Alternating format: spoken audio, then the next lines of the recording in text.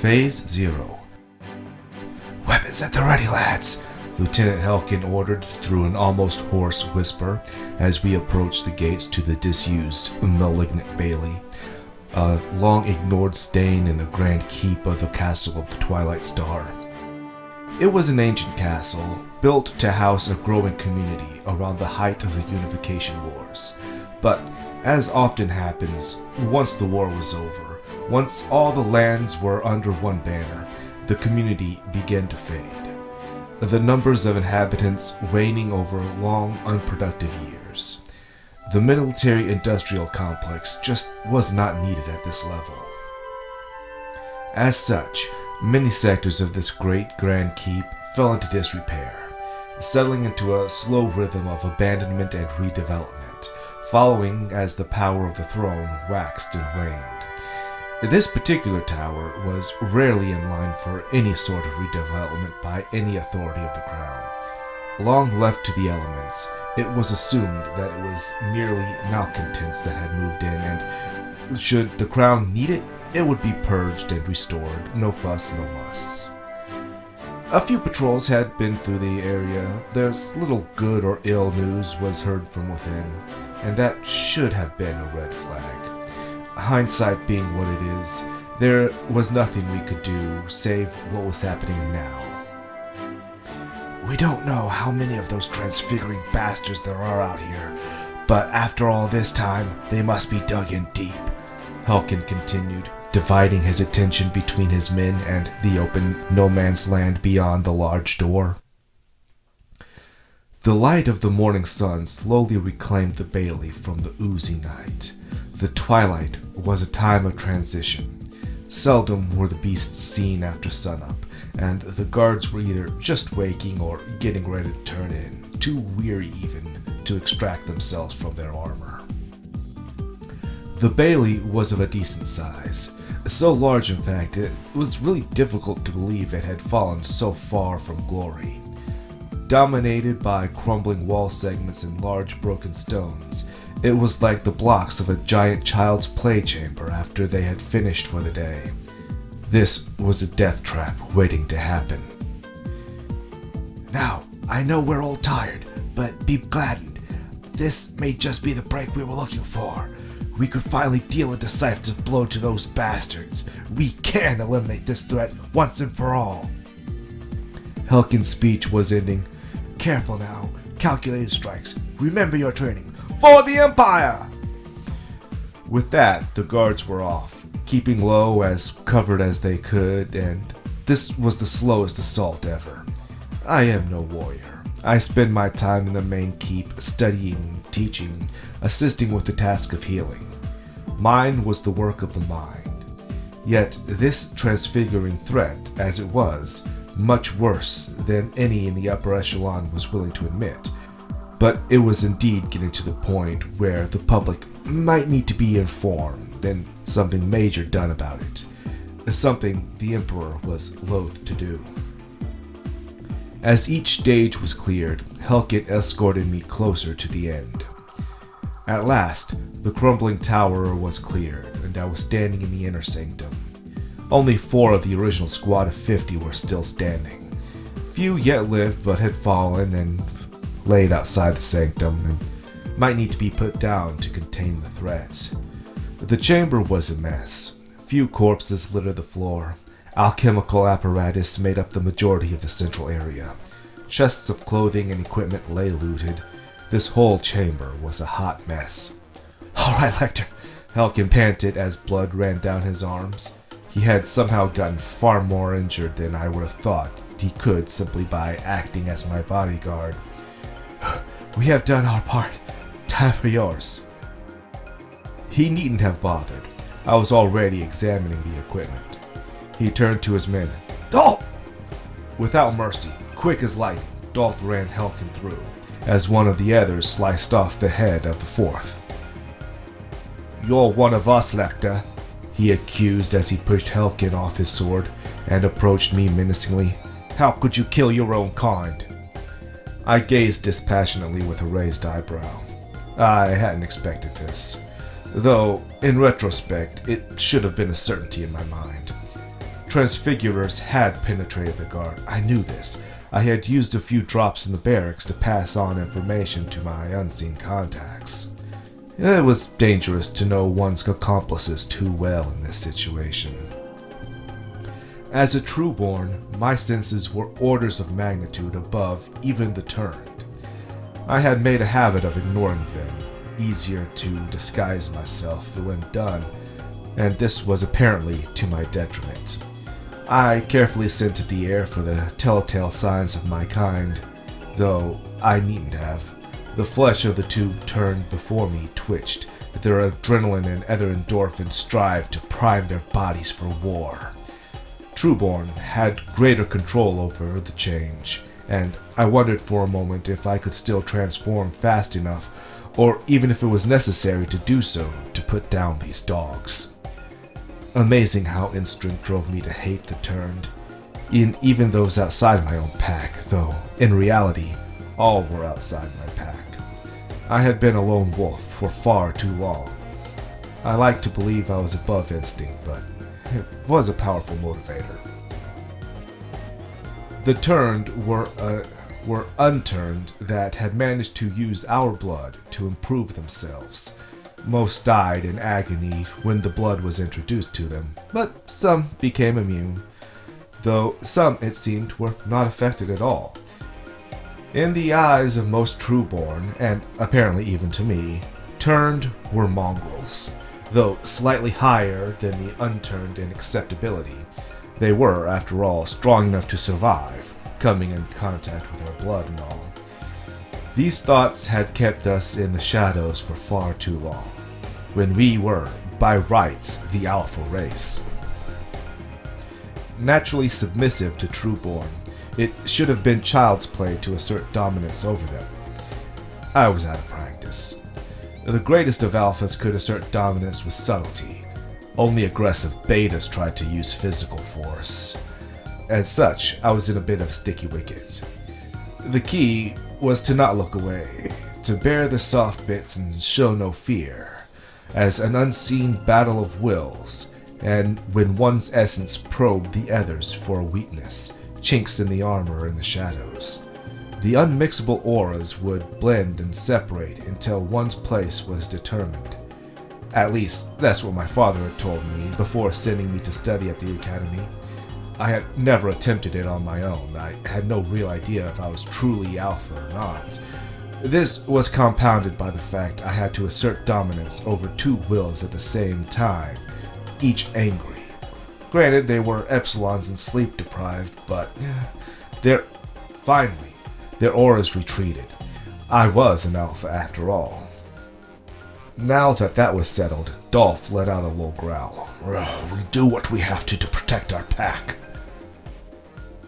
Damn good job you've done this morning, I harumphed under my breath. Rest of your pack, I take it. I was angry, not with these two epsilons. The blame for this atrocity was squarely at the hands of their alphas and betas. You did what you had to for your single pack. I do what I have to for our species. I kept my gaze locked on. The game was not over. You serve multiple packs. The other couldn't suppress his growl. This, right here, this conversation, the thoughts we are all having right now, this is why the unturned maintain their dominance over us, the true masters. Unity. I barely suppressed my own growl.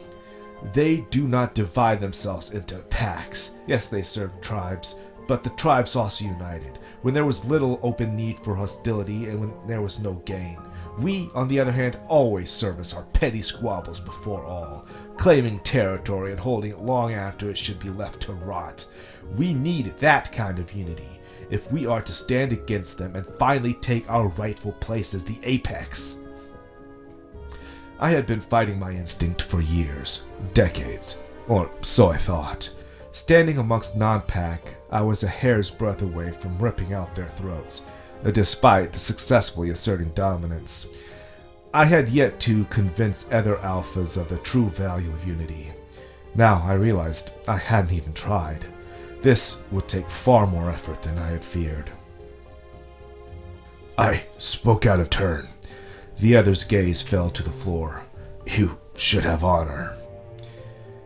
And the desire to rip out the throat faded, and I realized I had become alpha. Crap! I couldn't do what I had to do if I had to worry about a pack. Yet, clearly, I hadn't without one either. I am not alpha. I couldn't let my gaze fall. Not yet. "But you are." Dolph's shoulders fell. I had him too. They both kneeled. "We are but turned epsilons. We cannot survive without a pack, especially in a city such as this." He was right, and I knew it. "If I am to be your new alpha, then you must step up to be my betas." They started to voice a protest, but I cut them off. "This is the way of things. It is clear to me that I must build myself a pack to accomplish my ends and save our race from destruction. To that, you, as my first converts, are my betas. You will either step up to the task, help guide the next wave, or not, and return to your base status or fade completely. It's all up to you." It took a moment, but they both soon nodded in acceptance. It was a thing none of us wanted when we woke, but it was needed by all. Our trio was stuck, our paths set. Either we would succeed in creating the greatest pack the world had ever known, or we would soon all be dead. At this point, it looked like the latter. Each was still trying to suppress the change. With a heavy sigh, I searched through the alchemical gear to find a specific potion. I sniffed it to be sure, then tossed it to Dolph. "That's an inhibitor.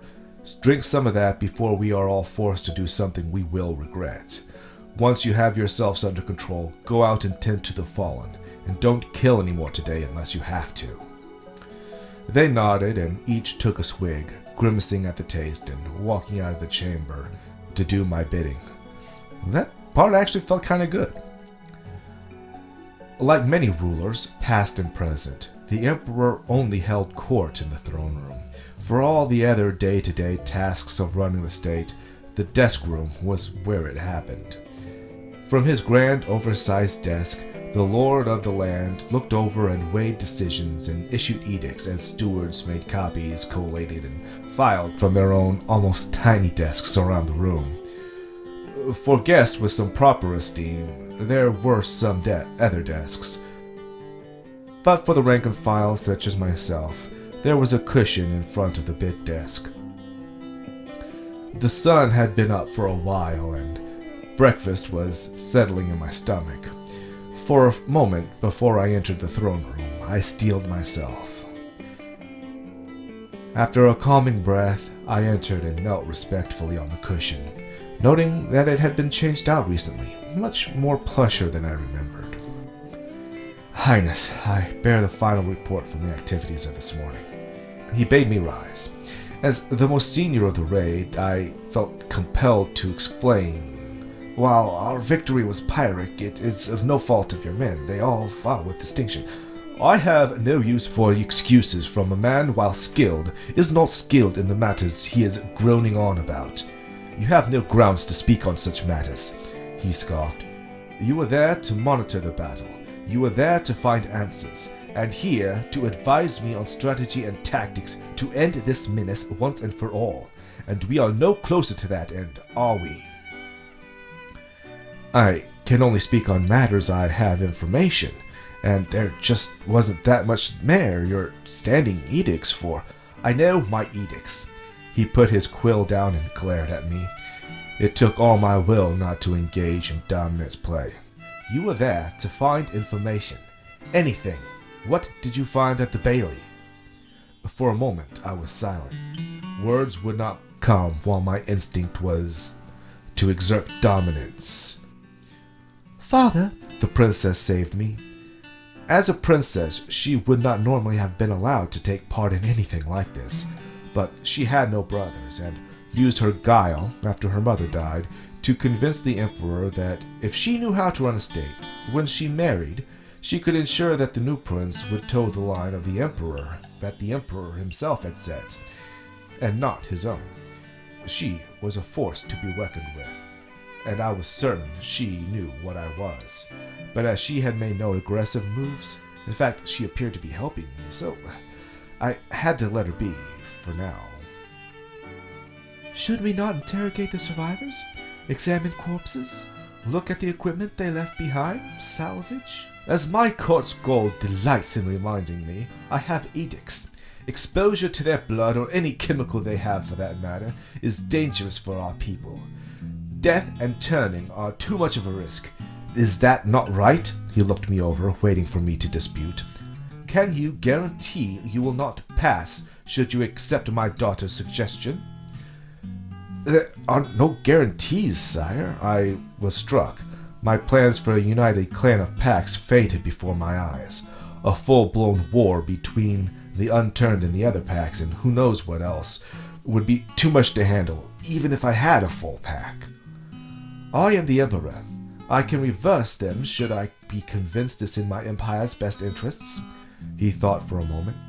You have my blanket permission, but do be careful. I'd hate to lose such a valued member of my court. His stewards placed a few leaves in front of him with softened wax. He pressed his signet ring into each one in turn and finally handed one over as the stewards took the rest to be filed. This was finally the blank check I'd been waiting for. By your orders, sire, we will look into it. I would ask that the bailey be cordoned off until I can devise a way to... He signaled a guard to make it happen. Even if they are turned, study them. Letting them infect us and having us have to kill each other gives them too much power. Condemned criminals are dead anyway. To be clear, you want me to infect your people on purpose? Criminals are not people, he shrugged. Very well, I will draft a proposal tonight. Things were going far too well. I bowed respectfully and started out. Oh, and if you do need more subjects, let me know. I will send word to the other nobles. A chill went down my spine. Healer, academic, scholar, teacher, alchemist, the list of my skills acquired in pursuit of my goal was long, but useful. I reflected on all the non-progress I had made in the past and all the real, actual progress recently made as I entered my lab near the stables, and a long haul we had convinced the Emperor to adapt into a healer's ward. This had allowed us to keep disease and entropy to a low level none of the other lords could match. My proposal had been approved and returned, slipped under my chamber door this morning. It was a great day. What are you doing in my lab? I grumbled to Dolph and Anderson, momentarily forgetting the strides made. Lord's orders. I could tell the words were stuck in Dolph's mouth as he said them. We did not like being subservient to the unturned.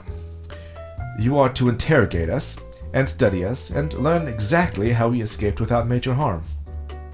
And ensure we don't turn, Anderson almost chuckled. Fine. See that table? Clear it off. I will be performing an autopsy. Place one of the corpses. You can pick one you don't like if you wish. Thank you for watching. For more great content, please like and subscribe. Log all comments, concerns, bitches, gripes, and complaints below. Try to have a great day, and don't party too hard.